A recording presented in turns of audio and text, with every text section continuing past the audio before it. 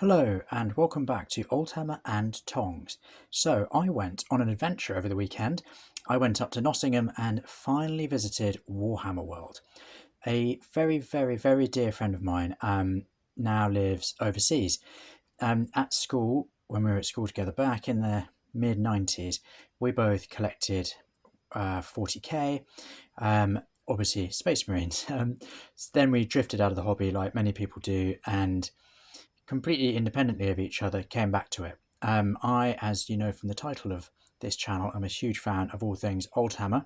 He is a huge fan of all things Newhammer, so he loves all the new stuff that Games Workshop bring out. But we can still be friends, and so he came over and we took the train up to Nottingham and went along to Warhammer World together. So I just wanted to tell you a few of my thoughts about it, really. You take a little taxi from Nottingham Station and get to Warhammer HQ, Games Workshop HQ, where they have loads and loads of offices and all sorts, and also a big area which is Warhammer World. So you go in there, and immediately there's a huge number of dioramas, and it is really spectacular. I must admit, I went in with slightly low expectations. I haven't really kept up with that much New Games Workshop stuff, and from reports I'd heard, the exhibition was mostly focused on New Games Workshop stuff, but I tried to go in with an open mind. We got upstairs and I immediately panic bought these two books, which are only available at the Warhammer World shop. So we've got Realm of Chaos, The Lost and the Damned, of course, an absolute classic from 1990, and Realm of Chaos, Slaves to Darkness, another classic from 1990. So you can only buy these new prints of the book from Warhammer World at a relatively inexpensive price compared to what you buy for the originals on eBay. So I snapped those up in a wild panic, and then we got our tickets to the exhibition.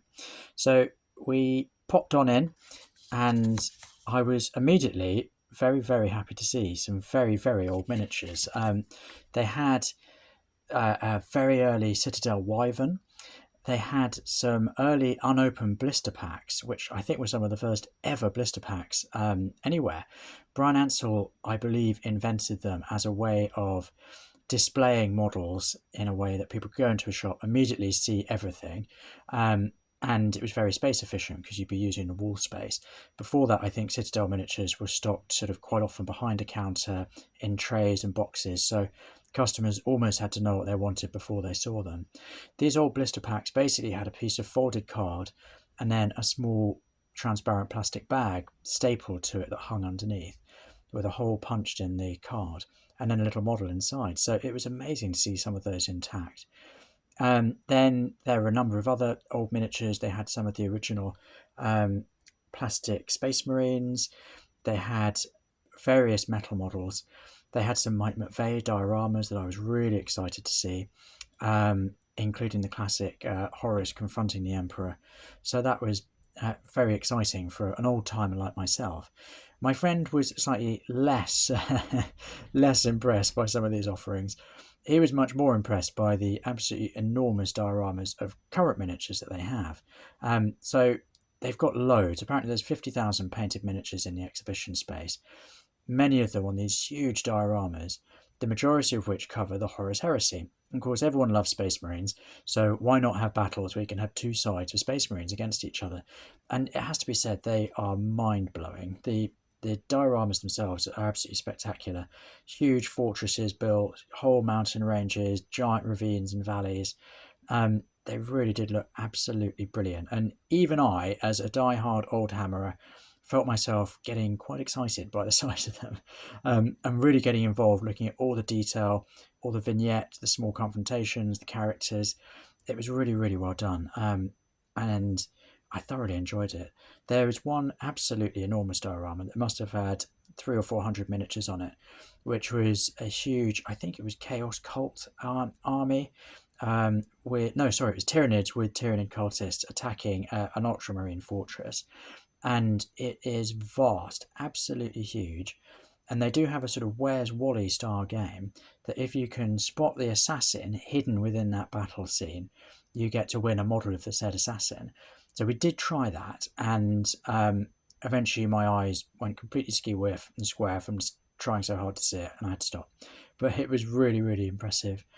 There's also lots of display cabinets with all sorts of other models in them, and they do cover pretty much everything. They've got Warhammer, Age of Sigmar, 40k, Epic, Horus Heresy. There is a very clear leaning towards Space Marines and Horus Heresy / 40k. The Epic offerings were very small. Many of the other factions and armies got very little representation. The Imperial Guards got a couple of cabinets. The Squats, or the League of Vosan as they are, I was quite surprised. They got sort of half of one cabinet. And given they got quite a big launch a couple of years ago, maybe they're just not selling well enough to justify it. But anyway, overall, I was impressed. I really, really enjoyed it. I came away really inspired and wanted to paint. So having bought the Realms of Chaos books, we finished off going around the exhibition and, of course, emerged to go straight back into the shop. So there was something else I wanted to get from there, which they have just re-released. I'm slightly confused when they re-release old things for the old world, if those are limited edition or on order anyway. So I just panicked and I bought myself, that's right, the Dwarfen Mountain Holes, otherwise known as Dwarfs, Bugman's Cart. So this is the original, I think, from the 1980s. I'm actually going to do a whole video on this, but we'll just do a quick opening so that everyone can see it. There it is, and it's made of metal. Hooray, isn't that awesome? So I'll do a proper unboxing video for that. Also, I need to get myself some varnish. So I went and asked one of the nice friendly staff there, and he told me that matte varnish is described as technical storm shield. So I got a pot of technical storm shield, which I'm going to use for painting banners. We'll come back to that in another episode, but painting banners is something that my dear friend Josh at Crown of Command has been helping me with via his painting tutorials. So yeah, we'll make a whole episode about that at some point, but I now have the varnish to make it with. So there we go. Having bought everything we needed from the shop, we then went to Bugman's Brewery and got some very nice beers, including the 40k IPA, which was very tasty, and just had a glorious time. We spent the whole journey home reading through Realms of Chaos. Again, I'll do special episodes reading these. So my friend begrudgingly said that he liked the illustrations, but he found most of the miniatures laughable. If we look at some of these, he thought that these are an absolute joke compared to the ones they produce today. But I feel that they are full of charm and character and imagination, and I love them. So there we go.